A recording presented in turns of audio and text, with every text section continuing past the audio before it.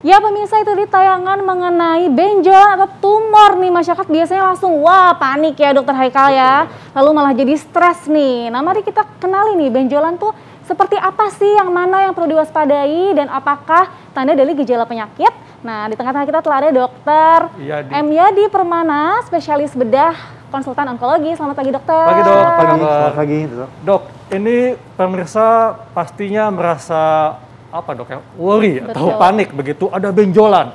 Kadang-kadang benjolan di tempat yang mungkin tidak biasa pun jadi khawatir banget dok ya. Contohnya dok, ini fakta atau mitos kalau benjolan pada payudara adalah gejala kanker payudara. Fakta atau mitos? Baik, terima kasih Dokter Haikal. Para pemirsa semua, benjolan di payudara itu apakah pasti kanker payudara? Itu bisa fakta, bisa mitos. Tentunya kita harus mengenali dulu apakah benjolan ini kira-kira sesuai dengan kriteria kanker payudara atau tidak.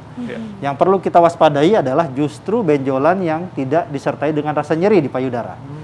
Kemudian benjolan tersebut keras, kemudian biasanya ada perubahan warna di kulit di atas benjolan. Dan yang paling penting biasanya disertai benjolan di daerah ketiak, karena sudah ada penyebaran kalau seperti itu. Demikian. Dok, ini kalau pada payudara dok ya, apakah hal ini juga berlaku di benjolan di tempat lain? Baik, kalau benjolan tempat lain tentu kita harus perhatikan terlebih dahulu apakah benjolan tersebut memang biasa ada di situ atau tidak. Kemudian juga kita harus bedakan apakah benjolannya itu kecepatan pertumbuhannya seperti apa, kemudian apakah disertai nyeri atau tidak, kemudian apakah ada perubahan organ sekitar. Maksud saya, apakah kulitnya ada perubahan warna, apakah disertai luka, ataukah ada benjolan di sekitar benjolan tersebut. Itu hal-hal yang memang harus kita perhatikan.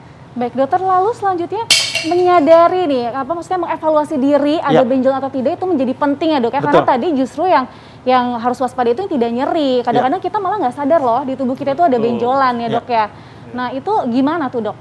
Jadi kalau baik dalam evaluasi tentunya kalau pada wanita yang pasti yang tertinggi sampai saat ini di seluruh dunia dan Indonesia adalah kanker payudara. Sehingga periksa payudara sendiri dan periksa payudara secara klinis ke dokter Anda itu merupakan hal yang harus rutin dilakukan. Kalau untuk periksa payudara sendiri itu sekitar sebulan sekali. Kemudian periksa payudara secara klinis yang sudah menjadi program Kementerian Kesehatan juga adalah 1 tahun sekali. Ya itu yang harus diwaspadai dan kita harus bandingkan misalnya kalau misalnya organ payudara ada di kiri dan di kanan, dibandingkan antara kiri dengan kanan, apakah ada perbedaan atau tidak. Dok, selain itu juga benjolan yang cukup sering muncul adalah di leher. Nah, apakah benjolan yang di leher ini merupakan gejala dari penyakit tiroid atau gondongan? Fakta atau mitos dok? Fakta dalam artian kalau misalnya benjolan yang terdapat di leher depan dan bergerak pada saat kita menelan, itu memang benjolan berasal dari kelenjar tiroid atau kelenjar gondong. Sementara gondongan yang dikenal di masyarakat itu sebetulnya adalah pembesaran dari kelenjar liur. Dalam hal ini nama medisnya adalah parotis. Posisinya adalah di bawah telinga. Sehingga tentu harus kita pahami di mana posisi dari benjolan tersebut. Dan kalau misalnya penyakit gondongan yang dikenal oleh masyarakat, itu biasanya disertai nyeri. Karena sebetulnya nama medisnya adalah parotitis dan disebabkan oleh virus.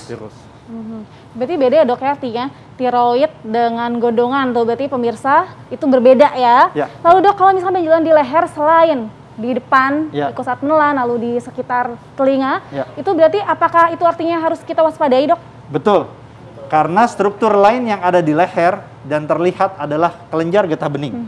Sehingga itu posisinya adalah di leher samping biasanya, kemudian di bawah dagu.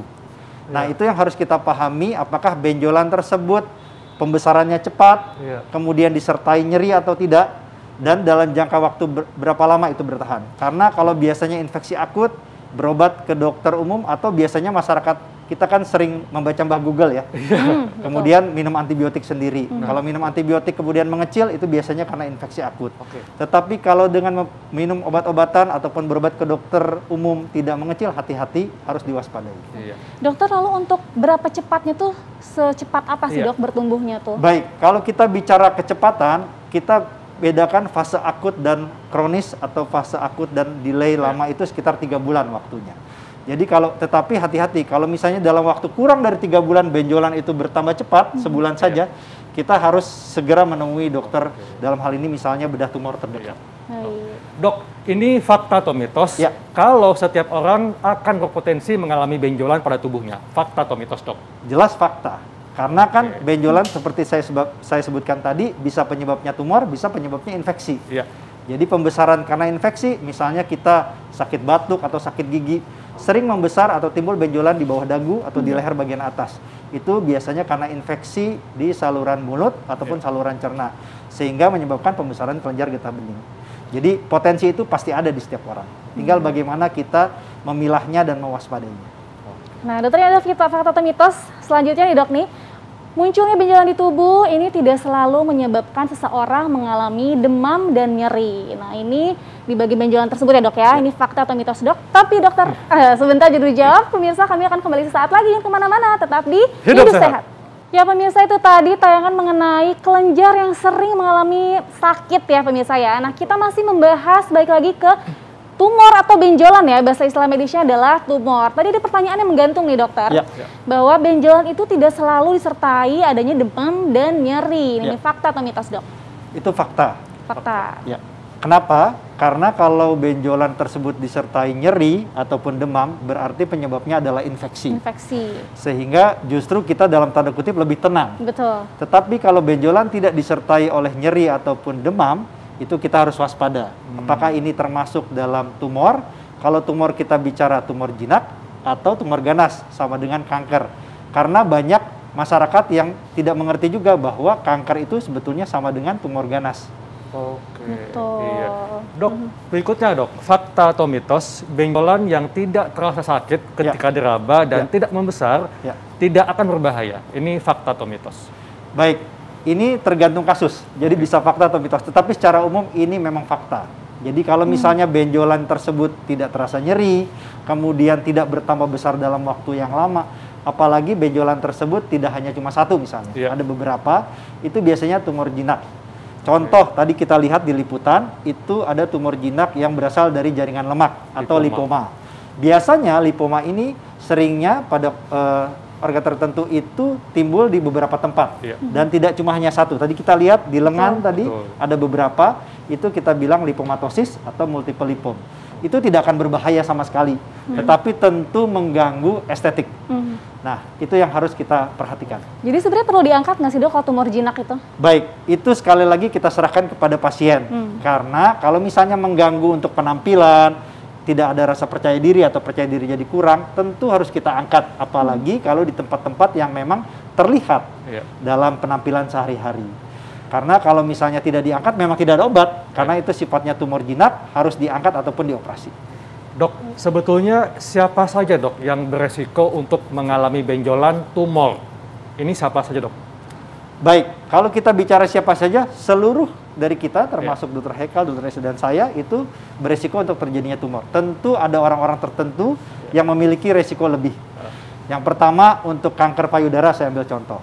Apabila ada riwayat keluarga yang memiliki kanker payudara, dalam hal ini ibu, kakak, perempuan, ataupun bibi, ataupun nenek yang first degree, itu tentu resikonya meningkat untuk terjadinya kanker payudara. Kenapa? Karena ini terkait biasanya dengan mutasi gen tertentu, dalam hal ini gen BRCA1 dan BRCA2. Betul. Baik, dokter yang selanjutnya dok, fakta mitos selanjutnya di dok.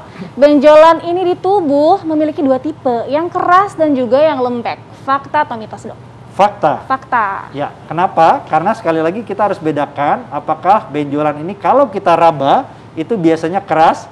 Keras itu seperti apa sih padanannya kan begitu. Kalau kita bicara keras sebetulnya bisa seperti tulang rawan ataupun tulang. Nah, dalam hal ini kita pegang tulang rawan yang paling gampang apa? Seperti hidung ataupun telinga. Nah, kira-kira padanannya seperti itu. Tetapi kalau kita bicara lembek itu biasanya memang lunak dan relatif tidak usah khawatir ke arah kanker ataupun itu kistik. Kistik itu berisi cairan di dalamnya. Sehingga itu malah lebih tenang. Jadi kalau misalnya benjolan di tubuh pemirsa sekalian itu teraba keras, walaupun tidak cepat membesar, itu tetap harus waspada dan segera diperiksakan ke dokter bedah tumor terdekat. Karena harus dipastikan apakah ini merupakan ciri-ciri ataupun bagian dari kanker atau tidak. Baik, berarti yang perlu diwaspadai adalah tadi dari penjelasan dokter adalah tumor yang tidak sakit dan dia bertumbuh ya dok ya. Itu yang perlu waspada dan keras konsistensinya. Betul.